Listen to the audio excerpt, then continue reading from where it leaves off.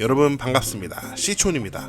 오늘은 경기도 가평으로 가보겠습니다. 저는 4월 달에 현장을 보고 왔는데요. 감정가 1억 2천인데 2천만원까지 폭락을 해서 궁금해서 현장에 가봤습니다. 현장을 보고 야, 이거 좀 싸한데? 하는 생각이 들었습니다. 그런데 며칠 있다가 이 집이 덜컥 낙찰이 되었더라고요. 하지만 낙찰자는 결국 미납을 했습니다. 200만원 정도 되는 보증금을 날린 거죠. 낙찰자는 왜 미납을 했을까요? 낙찰자가 제대로 확인하지 못한 이 집의 결정적인 하자는 무엇일까요? 함께 살펴보겠습니다. 여기는 가평군 계곡리라는 곳인데요.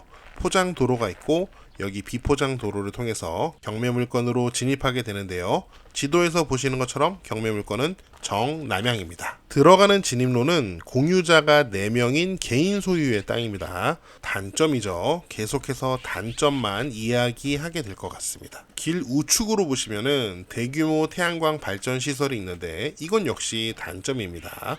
길 왼편으로는 농막을 갖다 놓고 생활하는 분이 있는 것 같고요. 마을이 바라보는 남쪽 전망은 나쁘진 않습니다. 저 위에 새쌍둥이 주택이 보이죠? 저기 맨 위에 있는 집이 경매물건입니다. 자, 이제 집이 나타납니다. 요 앞집에 차가 한 대씩 서 있었습니다. 요 앞에 보이는 것은 벤츠 E클래스인 것 같고요. 이 안쪽에 있는 차는 벤츠 마이바흐라고 불리는 차인 것 같습니다. 저는 자동차를 잘 모르는데 요거 인터넷에 찾아보니까 최소 3억 정도 하는 차라고 하더라고요. 저의 편견일 수 있는데요. 저는 자동차와 집이 조금은 어울리지 않는다라는 생각이 들었습니다. 제가 말하려는 포인트는 아니에요. 경매물건은 요 뒤에, 요 위에 있는 집이 되겠습니다. 경매물건 쪽으로 올라가서 앞집의 옥상을 볼 수 있었는데요. 저는 옥상에 이 집기들을 보면서 야, 이거 조금 싸한데 이런 생각이 들었습니다. 이건 저의 개인적인 느낌이긴 한데요. 집 앞에 세워져 있는 굉장히 비싼 차, 그리고 옥상 위의 집기들의 모습을 봤을 때 평범한 분이 사는 것 같진 않다, 이런 느낌이 조금 들었습니다. 물론 이런 현상으로 사람을 판단하기는 어렵지만 저는 비범한 이웃과 살기는 좀 어렵겠다, 이런 생각이 강하게 드는 현장이었습니다. 경매물건 뒤쪽에도 집이 조금 보였습니다. 경매물건 주택을 옆에서 바라본 모습입니다. 이 집은 철근 콘크리트 구조로 20평 정도 되는 주택인데요. 여기 큰 물통이 있는데요. 모터 소리가 아주 요란합니다. 한번 그 소리를 들어보세요. 건물의 외관은 문제는 없어 보이고요. 건물이 바라보는 남쪽 풍경은 상당히 괜찮았습니다. 집 앞에는 여러 가지 물건들이 난잡하게 널려 있었고요. 정리가 전혀 되지 않은 모습이었습니다. 집으로 들어가는 현관이 요 남쪽에 있는데 남쪽 공간이 너무 좁아서 잘못하면 떨어질 수도 있겠다 하는 생각도 들었습니다. 자, 집의 뒤편 모습도 한번 보시고요. 자, 이제 하산하도록 하겠습니다.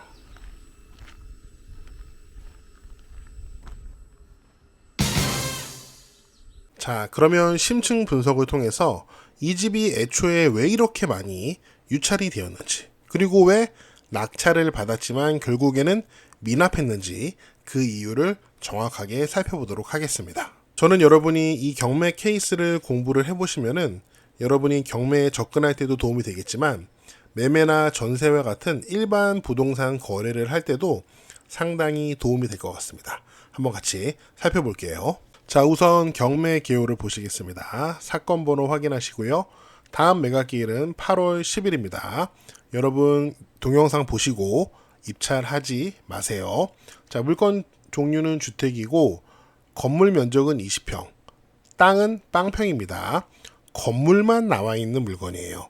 우선 여기 하자가 있죠. 자, 강제 경매로 진행되고 있는데 감정가가 1억 2천만 원 정도 됐다가 현재 최저가는 17%로 1,900만 원가량 2천만 원 정도 됩니다. 강제 경매가 진행되는데 강제 경매 청구 금액이 520만 원 때문입니다. 고작 520만 원 때문에 감정가 1억 2천짜리 건물이 지금 경매로 넘어간 것이죠.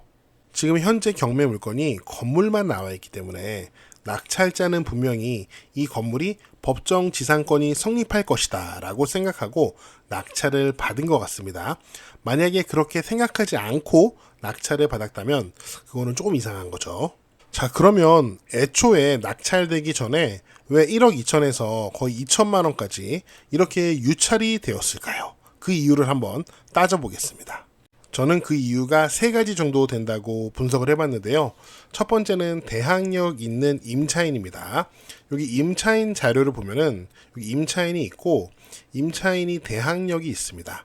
지금 강제 경매 개시일보다 전입이 빠르기 때문에 대항력이 있습니다. 이분이 얼마에 들어와서 살고 있는지 알 수가 없고 배당도 신청하지 않았기 때문에 얼마만큼 낙찰자가 인수해야 되는지 알 수가 없어요. 이런 불확실성이 있기 때문에 유찰이 될 수밖에 없습니다. 두 번째로 저희가 앞에서 살펴본 것처럼 이 경매 물건은 건물만 매각이기 때문에 당연히 유찰이 될 수밖에 없는 상황이었습니다. 세 번째로는 우리가 살펴봤지만 현장 분위기가 평범하지 않았어요. 그래서 유찰이 더 됐겠죠. 제가 추측을 해봤을 때 이런 단점에도 불구하고 낙찰자는 야 이거 싸잖아. 건물만 매각임에도 불구하고 야 이거 법정지상권 성립할 것 같아. 나 이거 낙찰받아서 살거나 팔아먹을 거야. 이런 생각을 하셨던 것 같아요. 그러면 법정지상권이 정말 성립하는지 저희가 한번 확인을 해볼까요? 자, 위의 것은 토지 등기의 일부고요. 아래는 건물 등기의 일부입니다. 자, 여기 보시면은 2019년에 소유자 류 씨가 토지를 구매하고 현재 건물의 소유자도 류 씨입니다. 이 두 분은 같은 사람이에요. 아마 낙찰자는 야 이거 같은 사람이네. 이거 법정지상권 성립하겠네. 물론 강제 경매이기 때문에 관습법상 법정지상권 성립하겠네. 이렇게 생각하고 낙찰을 받으신 것 같아요. 그런데 말입니다, 여러분. 좀 더 살펴보겠습니다. 이것도 역시 토지 등기의 일부인데요. 2021년 3월 8일에 강제 경매로 매각이 되었습니다. 그래서 토지의 현재 소유자는 임씨입니다, 임씨. 임씨, 낯이 익은데요. 아까 저희가 경매 교유에서 채권자 이름에서 임씨를 본 적이 있습니다. 이 채권자 임씨와 현재 토유자 임씨가 같은 사람입니다. 2021년에 현재 토지 소유자인 임씨가 이 땅을 강제 경매로 통해서 낙찰받았을 때 관습법상 법정지상권이 아마 생겼을 거예요.